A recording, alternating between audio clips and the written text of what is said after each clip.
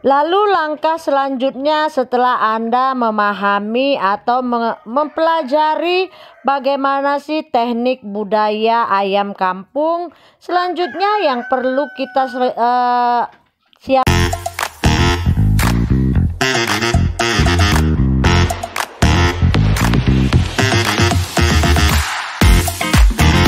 Halo, assalamualaikum. Berjumpa lagi dengan saya Citra Siregar dari Kupkaro Farm, channel yang membahas tentang dunia peternakan ayam, terkhususnya ternak ayam kampung.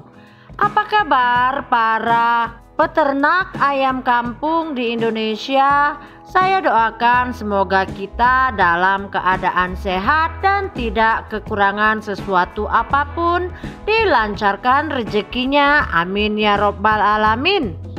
Iya, pada konten kita kali ini kita itu kan mau membahas tentang apa saja sih yang biasanya membuat usaha ternak kita itu gagal. Jadi ini saya mau sharing tentang trik-trik apa saja yang harus dilakukan sebelum Anda memulai beternak ayam kampung. Karena jika Anda tidak memenuhi syarat-syarat untuk memulai ayam kampung, dikhawatirkan nanti Anda akan mengalami kerugian ya. Jadi beternak itu tidak asal-asal saja, ada hal yang harus dipersiapkan. Maka dari itu kita memang sudah seharusnya menata dan mengatur sebuah rencana usaha dari awal, yaitu banyak hal yang harus kita siapkan ya. Bukan saja yang pertama itu bukan hanya saja berpatok pada modal ya, karena modal saja itu tidak cukup untuk menjadi kunci sukses dalam beternak ayam kampung. Karena seperti kita ketahui ya, banyak itu orang yang tergiur dengan peluang usaha di bidang peternakan, khususnya peternakan ayam kampung. Karena memang peluang usaha di bidang peternakan ayam kampung ini sifatnya berkesinambungan. Karena apa? Karena ayam kampung itu kan kebutuhan pokok yang ibaratnya sampai kapanpun bisnis ayam kampung ini tidak akan ada matinya, tidak ada trennya tahun ini bagus atau tahun depan tidak bagus, itu tidak ada ya. Bisnis ternak ayam kampung ini bisnis yang berkesinambungan dan bisa dilakukan sampai kapan saja selama manusia masih makan. Jadi di sini saya itu mau men-sharing apa saja sih tindakan atau perencanaan yang harus kita lakukan sebelum kita memulai bisnis ayam kampung. Karena bisnis ini juga tidak bisnis asal-asalan ya. Bisnis ayam kampung ini bisa menyebabkan kerugian yang luar biasa kalau kita itu tidak tahu bagaimana manajemen ataupun kita tidak memiliki basic untuk beternak ayam kampung. Jadi di sini saya itu ingin menegaskan bahwasanya kita itu memang benar-benar harus mempersiapkan segala sesuatu sebelum kita terjun menjadi peternak ayam kampung. Apa-apa saja itu di sini akan saya sharing. Yang pertama itu masalah ilmu ternak ayam kampung. Jadi rekan-rekan calon peternak itu saya anjurkan sebelum Anda memulai ternak ayam kampung, usahakan belajar terlebih dahulu mengenai apa dan bagaimana sih seluk-beluk tentang ternak ayam kampung. Karena tanpa pengetahuan itu akan sia-sia. Sekalipun Anda memiliki modal, jika Anda tidak menguasai ilmunya dahulu, itu akan susah. Karena pengetahuan teknik peternakan ayam kampung diperlukan sebelum Anda itu mengoperasikan bisnis ayam kampung. Belajarlah dari website-website pertanian dan peternakan, BPTP ataupun dari YouTube, tapi usahakan belajar dari sumber yang terpercaya ya. Jangan hanya berpatok pada YouTuber karena Saya juga YouTuber ya. Itu kebanyakan YouTuber itu hanya sebatas konten. Sebatas konten, tidak memikirkan itu nanti peternak itu rugi atau bagaimana. Yang penting videonya itu booming. Itu yang paling saya sesalkan. Diusahakan Anda itu belajar dari sumber yang terpercaya ya. Itu bisa Anda coba di Google, cari BPTP atau Balitnak atau badan-badan peternakan yang mengajarkan cara beternak secara benar. Itu Anda pelajari dahulu ya, sebelum Anda memulai bisnis ayam kampung. Lalu langkah selanjutnya setelah Anda memahami atau mempelajari bagaimana sih teknik budaya ayam kampung, selanjutnya yang perlu kita siapkan itu kandang ya. Itu kan kandang ada terdiri dari antara kandang untuk DOC, kandang pembesaran atau kandang indukan. Jadi itu Anda harus mempersiapkan. Anda harus tahu dahulu Anda mau melakukan yang mana. Jadi sesudah Anda memahami ilmunya, yang harus Anda sediakan itu kandang ya. Kandang yang sesuai standar. Makanya saya bilang tadi di awal itu ilmunya yang perlu dipelajari ya. Waktu Anda mempelajari ilmu teknik budidaya ayam kampung itu kan nanti dari situ Anda tahu harus membangun kandang yang seperti apa ya. Selain kandang juga Anda pasti harus menyiapkan peralatan ternak ayam kampung. Itu terdiri dari tempat pakan dan tempat minum ya. Itu juga harus disediakan. Baru selanjutnya itu kita itu kalau saya sarankan ya, kalau Anda itu beternak, baru saja mulai beternak, ternaknya itu kalau bisa dimulai dari skala yang kecil ya. Kalau memang tidak mau rugi, Anda itu bisa memulai beternak dengan skala kecil. Misalkan dimulai dengan 50 ekor dahulu atau 100 ekor. Itu satu box biasanya, karena penjual DOC itu kebanyakan menjual per box ya.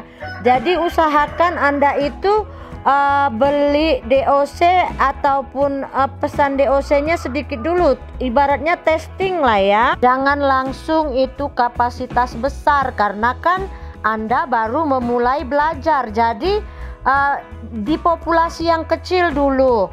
Dan saya sarankan Anda itu kalau mau beternak, belajarnya itu dari awal ya. Jadi saya anjurkan untuk memulai beternak itu dia di bagian pedaging ya, menciptakan daging. Jadi dari situ nanti Anda bisa belajar bagaimana merawat anak ayam dari kecil hingga nanti selesai sampai waktu panen. Itu dia ilmu yang paling dasar dalam beternak itu. Jangan Anda baru beternak itu Anda langsung ke petelur. Ibarat kita ya, kalau sekolah itu kita kan dari TK dulu ya, nggak langsung kita langsung ke SMP atau ke SMA. Kita kan dari TK, SD, SMP, baru SMA ya. Begitu juga dengan ayam. Jadi kalau Anda memang mau benar-benar serius di dunia peternakan ayam, pelajari itu awalnya dari pedaging ya, bagaimana kita merawat anak ayam itu hingga umur 3 bulan atau siap panen. Jadi itu ilmu dasarnya. Nanti kalau Anda mau mengembangkan lagi untuk ke petelur, nanti sesudah Anda itu menguasain ilmu di pedaging ya. Kalau udah selesai kita sudah memahami sih, sudah tidak ada masalah di bagian pedaging, nah kita bisa lanjut ke petelur. Jangan langsung lompat, kita itu baru ternak langsung kita mau ke petelur, itu salah ya guys ya. Lalu langkah selanjutnya itu jangan sampai Anda itu salah memilih bibit ya, karena bibit ayam atau bibit DOC itu juga menentukan keberhasilan kita dalam beternak ayam kampung. Kalau Anda itu memang tujuannya bisnis, carilah DOC bibit unggul ya, ayam kampung unggul. Jangan ayam kampung biasa, karena kalau ayam kampung biasa ini sekalipun Anda menerapkan manajemen secara baik, pakan dikasih yang bagus, itu tidak akan bisa cepat panen. Karena apa? Karena genetiknya itu kan memang dia, kalau ayam kampung biasa ini lama itu dia baru bisa besar.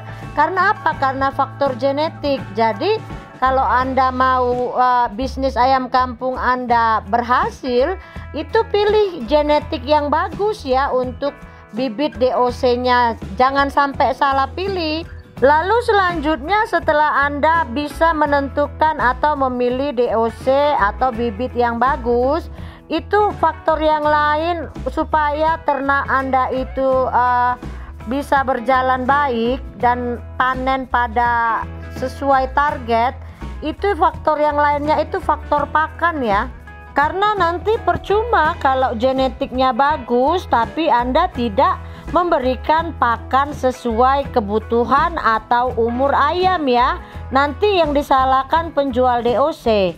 Kenapa ayamnya nggak mau besar? Karena apa? Karena mungkin Anda salah mengasih makan atau pemberian pakannya itu tidak sesuai dengan kebutuhan ayam. Karena setiap fase pertumbuhan ayam itu kan memiliki kebutuhan pakan, jumlah dan kebutuhan vitamin yang berbeda-beda. Jadi itu juga faktor pakan itu sangat menentukan tumbuh kembang ayam kita ya. Itu memang harus diperhatikan sekali masalah pakan ini. Langkah selanjutnya setelah Anda itu memberikan pakan yang bagus, itu masalah vaksinasi. Itu udah saya jelaskan di video sebelumnya ya. Jadi penting itu vaksinasi untuk ayam sebagai benteng. Jadi kita antisipasi ya, supaya apa? Nanti kita sudah punya benteng untuk ayam kita. Vaksinasi juga salah satu cara meminimalisir ya kerugian pada peternakan ayam kampung. Langkah yang selanjutnya yang harus Anda lakukan itu melakukan biosecurity pada kandang, yaitu jangan dibiarkan ya orang bebas keluar masuk di pekarangan kandang ayam kita. Hanya petugas kandang yang bisa keluar masuk ke kandang ayam kampung kita. Jikalau ada tamu atau teman yang berkunjung, usahakan disemprot menggunakan disinfektan. Karena kan kita tidak tahu ya, apalagi kalau peternak itu datang dari mana-mana. Kan kita nggak tahu kalau di kandangnya itu ada problem atau bawa penyakit, kita juga nggak tahu. Jadi kita taunya apa? Antisipasi. Itu salah satunya dengan biosecurity ya. Itu dengan membatasi orang yang keluar masuk kandang. Langkah biosecurity yang lain itu seperti apa? Melakukan disinfeksi atau penyemprotan disinfektan terhadap kandang dan ayam kita. Itu dilakukan minimal 1 minggu sekali. Itu juga cara agar bakteri ataupun bibit penyakit yang ada di kandang itu tidak merajalela dan tidak membuat ayam kita sakit ya. Jadi dengan penyemprotan disinfektan itu salah satu cara kita mengantisipasi supaya ayam tidak gampang sakit. Jadi kalau kita awal beternak itu tidak usah dulu kita memikirkan untungnya ya.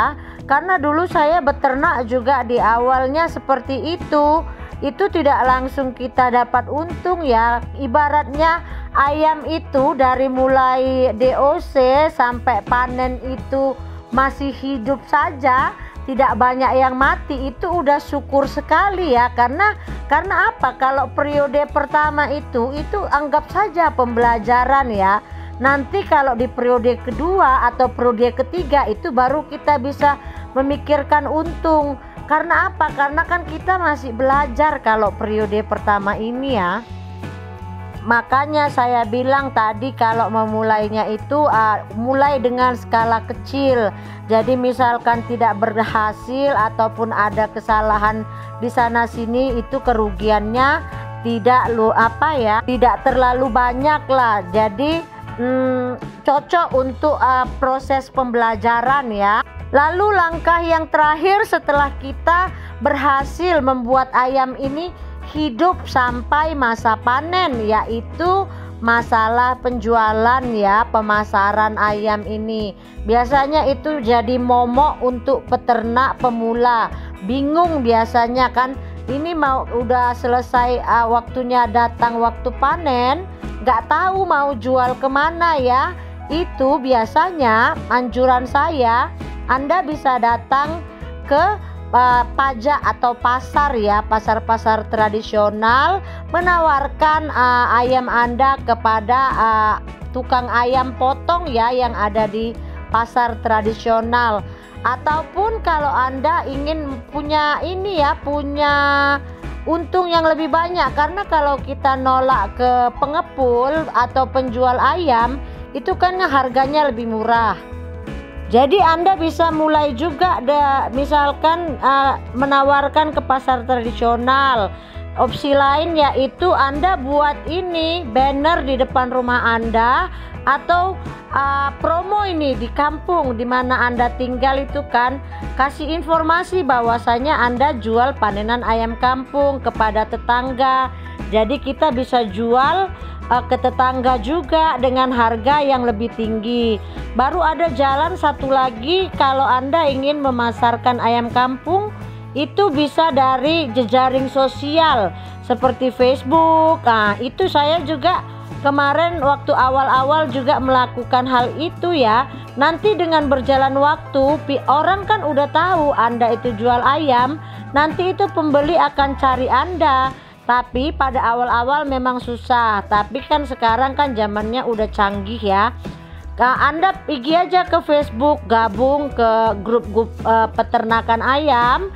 Di situ Anda bisa promosi, itu sebagai sarana Anda juga menjual panenan ayam kampung. Jadi ada tiga cara itu Anda dalam memasarkan ayam kampung. Anda bisa nawarkan ke pengepul yang ada di pasar tradisional.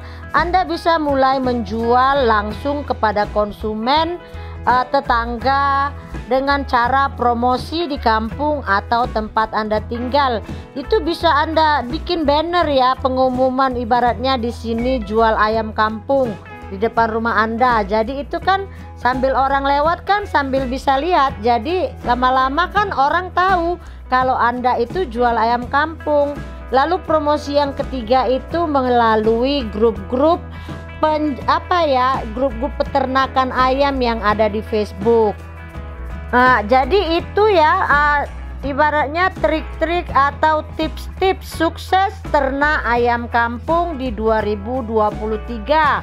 Semoga tips yang saya sharing ini bisa bermanfaat untuk para calon peternak yang ingin memulai usaha ayam kampung. Jangan lupa terus dukung channel kami Coop Caro Farm. Please like, comment, dan subscribe-nya. Dan jangan lupa jika video ini bermanfaat, Anda bisa membagikannya di jejaring sosial milik Anda. Sampai jumpa di konten berikutnya. Salam dari saya, Citra Siregar, peternak anti ribet. Assalamualaikum.